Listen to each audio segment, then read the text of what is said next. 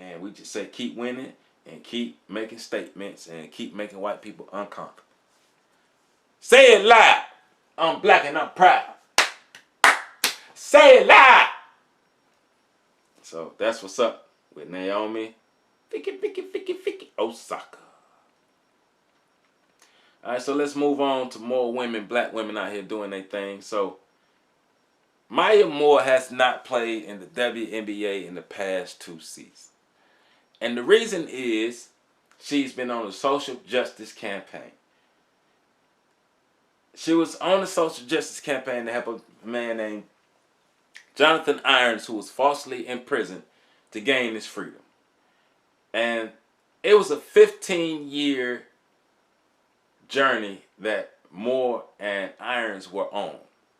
And that 15-year journey culminated in Irons gaining his freedom and the love of his life. I ain't gonna lie, I want to marry Maya Moore, but it's all good. I'm happy she happy. Former WNBA star, she's still a WNBA star. Former WNBA star Maya Moore on Wednesday announced that she and Jonathan Irons, whose wrongful conviction she had overturned, were married over the summer. Moore and Irons appeared on Good Morning America to share the news. We wanted to announce today that we are super excited to continue the work that we've been doing together, but doing it as a married couple, Moore said. We're excited to share this new chapter of our life together.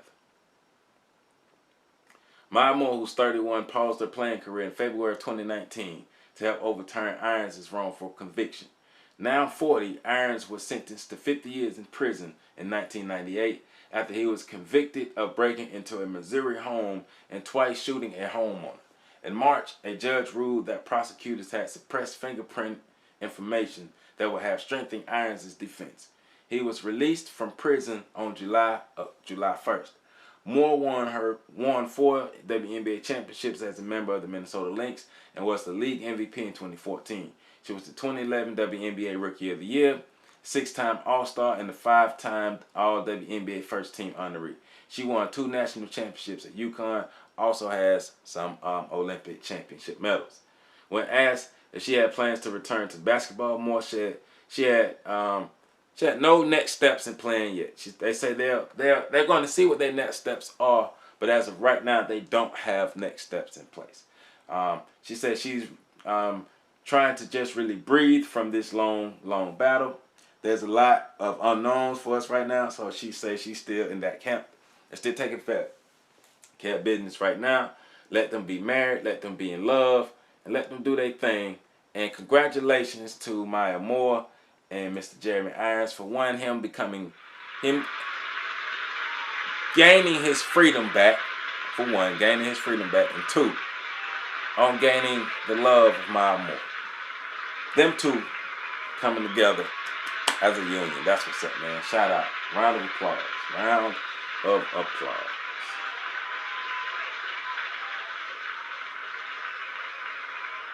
Stained glass windows in the benzos. So the Big Ten said, "Sight, we playing football." Man, we see y'all playing football. We playing football. Ain't that right, Kawhi? That's what we like. Big Ten, what you doing? Big Ten, what you doing? Come on, Big Ten, what you doing? Big Ten, what you doing? So the Big Ten said, "Sight, we gonna play." Even though I don't disagree with them postponing the season, but they want to make money like everybody else, and they see everybody else playing, so they say, "All right, fuck it, we gonna play." So, despite rumblings that the Big Ten would release the 3rd iteration of its 2020 schedule sometime next week, the conference went ahead and announced the 8-game slate for its 14 members Saturday morning. So this past weekend it announced that each team will play its 6 intra-division opponents with 2 crossover games, 1 at home and 1 on the road.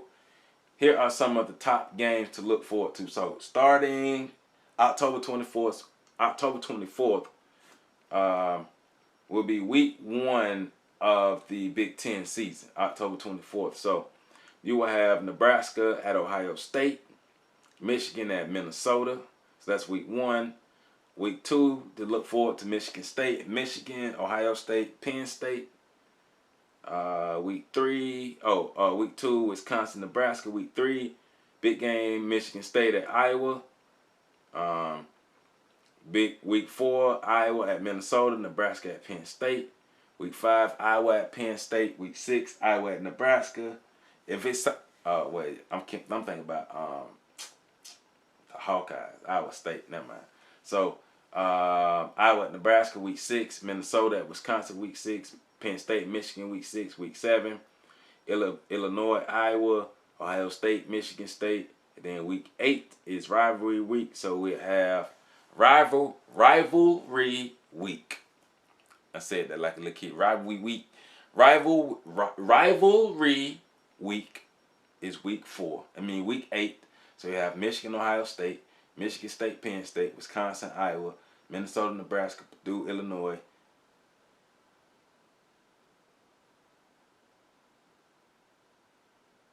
They got Purdue, Illinois, then Illinois at Northwestern. Illinois not gonna play twice, and then Maryland at Rutgers. So they messed that one up. But that's what the Big Ten got going on. So they said October 24th is week 1 for the Big Ten when they're coming back. Now Pac-12 ain't said nothing, but you still have the SEC hasn't started yet, and I believe maybe because of COVID numbers. But like I said, you got FSU coach now who reportedly has the COVID. You got just cases that are rising across these college landscapes because these stupid ass students. Like FSU's game last week, not just the students but the old folk, the people didn't want to wear no masks. They was in the game with no masks and then going to after parties and stuff with no masks and then spilling back into the communities. So it's going to be interesting to see how they try to regulate and maintain COVID numbers. We're going to see. But the Big Ten said, we're coming back, we're going to play football, and that's what it is. We're going to start in October. So, welcome back, I guess, welcome back. Crazy ass motherfuckers, but hey. So, let's move on, man. Let's move on. So, Caster Semenya, like I said, loses appeal against the CAS ruling over testosterone regulations. Once again, this is a biological woman with a high level of testosterone who's being told that she cannot compete against other biological women in an age where trans women are allowed to compete against biological women. Okay, double Olympic 800 meters champion Caster Semenya lost her appeal to the Swiss Federal Tribunal to set aside a 2019 Court of Arbitration. The Court of Arbitration is the CAS. Okay. Court of Arbitration ruling that female athletes with high natural testosterone levels must take medication to reduce it. But the South African has indicated that she may continue her battle in the European and domestic courts ahead of the Olympics in Tokyo next year, vowing to fight for human rights. Fight, baby, fight. Semenya approached the tribunal in May last year after CAS Sports highest court ruled that the regulations of the sports governing body were athletics were necessary for athletes with differences in sexual development and races ranging from 400 meters to the mile to ensure fair competition. Yeah, all right. The tribunal found that subjecting female athletes to drug or surgical interventions as a precondition to compete does not amount to a violation of Swiss public policy. And I'm wondering if she was a white woman, would she be going through this? I think we all pretty much have the answer to that, though. Testosterone indicates muscle mass, strength, hemoglobin, which affects endurance. Some competitors have said women with high levels of the hormone have an unfair advantage. I am very disappointed by this ruling, but refuse to let World Athletics drug me or stop me from being who I am, Semenya said in the statement on Tuesday. Excluding female athletes or endangering our health solely because of our natural abilities puts World Athletics on the wrong side of history.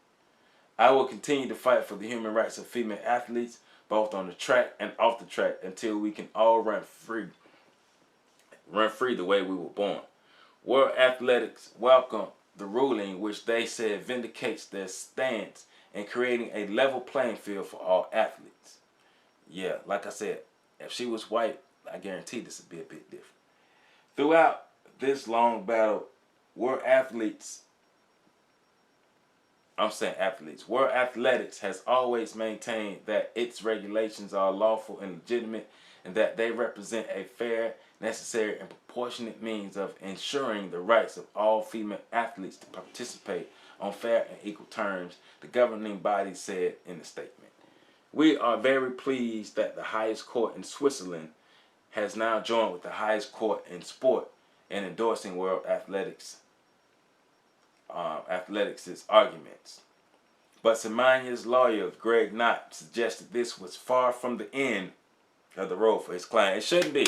Semenya, keep fighting. Keep fighting, because what they're doing is unfair. Keep fighting. They're trying to, basically, because they trying to punish her for winning, but it's not like she was like straight dominating. They just punishing her for being a black woman who winning. Let's just be real. The setback will not be the end of Caster's story. He said the international team of lawyers is considering the judgment and the options to challenge the findings in European and domestic courts. Hey, keep fighting, baby girl. Keep fighting, baby girl. Oh, keep fighting, baby girl. Keep fighting. We're going to keep talking about it too right here on The Fix. We're going to keep fighting for Caster Semenya because she's being wrongfully drugged through the mud for being victorious. Like I said, in an age where trans women can compete against biological women who clearly have a physical advantage, but biological women with high levels of testosterone can't compete against other biological women, especially if they black. How crazy is that? How crazy is that? So, Caster Semenya, you keep up the fight. We're going to keep rocking with you. We're going to keep supporting you. And that's what we got going on over here at the Fix Sports Podcast, because we don't like to see black people get done wrong. So, an NCAA study. This is very interesting when I saw this. It wasn't surprising, but it was interesting that it was put out and it's being talked about. So, there's an NCAA study that shows that affluent white athletes are profiting from their poor black peers. And once again, like I said, when I saw the headline for the first time, I was like, duh. Shit. Affluent white coaches are profiting from poor black athletes. Everybody in the world of college football is profiting from poor black athletes. Duh, Deidre. Shit, we knew that. So an NCAA study on the economics of college sports has found affluent white students are profiting off the labor of poor black students. Black Labor, White Wealth. Dr. Claude Anderson book, go read it. $40 million $40 million slaves. Great book. Go read it. Black athletes have been the catalyst for these sports for the longest. Stop acting like y'all didn't know that. Start acting like this is new. Black athletes have been the driving force in American sports, especially the main sports. Black athletes. Stop acting like we don't know that. So, the study was conducted by the National Bureau of Economic Research and published August 31st. It analyzed revenue data for all 65 athletic departments in the Power 5 conferences, home of the NCAA's top Division I men's football and basketball programs from 2006 to 2019. The researchers also used data from student rosters across all sports in those departments in 2018, including data on the players' ethnicity and hometowns. The study found the money generated by NCAA football and basketball programs, of which the majority of players are black Americans, pays for the salaries of coaches and administrators, is used to upgrade facilities the teams use, and finance non-revenue sports played mostly by affluent white student athletes. Right. Craig Garthwaite, the lead author of the study, told CNN the amount of money in college sports has increased significantly. In 2019 alone, the NCAA generated $867.53 million in revenue from its television and marketing rights fees alone. So you know they generate over $1 billion. Because college football and college basketball are billion dollar sports, billion dollar arenas. So in any other setting, your key input as a business would receive wages that look like the benefit that they provide to the business, he said. But here the players are artificially constrained from being able to do that. The data collected also showed significant disparities between black and white student athletes, socioeconomic status, spending on coaching salaries, and spending on collegiate facilities. We took every player in every sport, not just the revenue sports, and tracked them back to their high school and calculated the average family income for the students that went to that high school, Garthwaite said. So we could actually show that it's not just the sports that lose money and that survive because football and basketball provide them with extra funds. It's not just that the students are more likely to be white, but they tend to come from richer families. They've gone to high schools that where the average family income is higher. The average salary of Power 5 coaching of the Power 5 coaching staff at NCAA public universities grew between 2008 and 2018 from $4.8 million to $9.8 million. That's just the salaries of the average salary of the coaching staff, from $4.8 million to $4.9 million. That's according to the data. They're also not the only staff with more money in their pocket than before. Coaches for all other sports at Power 5 schools have also seen an increase from $7.3 to $12.5 million over the same period. Right. The study also found less than 7% of the revenue generated by college sports goes to cover athletes in the form of college scholarships, stipends for living expenses, and food. Right, and they're always talking about, well, they're getting an equal thing. They're getting a chance to get their education for free. It's not for free. It's not for free. They got to pay in blood, sweat, and tears, and they making people millionaires. Making the schools, they generating billions of dollars. They should be able to earn money. Last September, state lawmakers in California began to chip away at the NCAA and the student-athlete stance. California Governor Gavin Newsom signed a bill allowing college athletes in the state to earn endorsements and scholarship money. The NCAA said in April it supports allowing student-athletes to profit from their name, image, and likeness. It didn't before the NCAA was forced to come around. So long as the college or university they attend does not pay them directly. Because we can't figure out how to do that the best way, but y'all could have been allowing students to earn off their own likeness and stuff. But you're being greedy because you've been earning off their own likeness. So fuck the NCAA, right? However, many lawmakers believe the NCAA is moving too late in enacting law will force them to move faster or be subject to law. Yeah, man. But black college athletes make everybody involved in college athletes richer. Football and basketball bring in more money than any other sports. Probably all other sports combined. But yet, the black players see the least amount of money. The black coaches, the black families see the least amount of the money generated by college sports, even though college sports, the money is mainly generated by black people.